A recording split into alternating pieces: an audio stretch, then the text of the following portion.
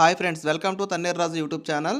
ఈరోజైతే మనం చూస్తున్నది ఊసిలింగం అనమాట. ఇది వచ్చేసి ఊసి అంటే సూది అని అర్థం అనమాట. శివలింగం సూది ఆకారంలో అయితే ఉంటుంది. స్వామివారి కోసం ఇక్కడ పార్వతీదేవి అయితే తపస్సు చేసిందనమాట.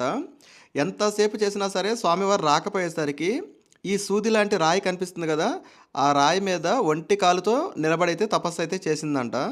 అప్పుడైతే శివుడు కరుణించి కిందకైతే వస్తాడనమాట. అప్పటి నుంచి ఇది ఊసిలింగంగా ప్రసిద్ధి చెందిందనమాట. ఇక్కడ చాలా బాగుంటుంది. ఇక్కడ మనం దర్శనం చేసుకొని అలాగే తర్వాత ఇంకా మనం ముందుకు వెళ్తూ ఉంటే మనకైతే ఈశాన్య లింగం అయితే వచ్చిద్దనమాట.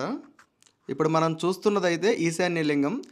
దీనికి అధిపతి వచ్చేసి పరమేశ్వరుడు అనమాట. ఈశాన్యానికి ఇక్కడ అధిదేవత అయితే వచ్చేసి బుధుడు.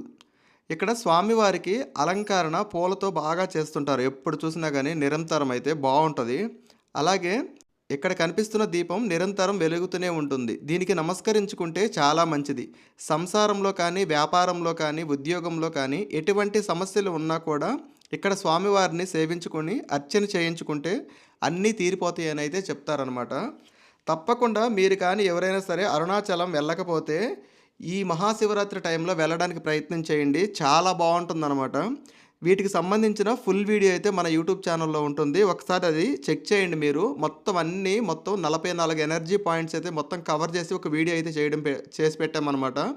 మీకు ఎక్కడి నుంచి బయలుదేరి ఎలా రావాలి, దేని తర్వాత ఏం దర్శనం చేసుకోవాలనేది అయితే క్లియర్గా చెప్పుందనమాట మొత్తం ఆ వీడియోలో. ఒకసారి అయితే చెక్ చేయండి.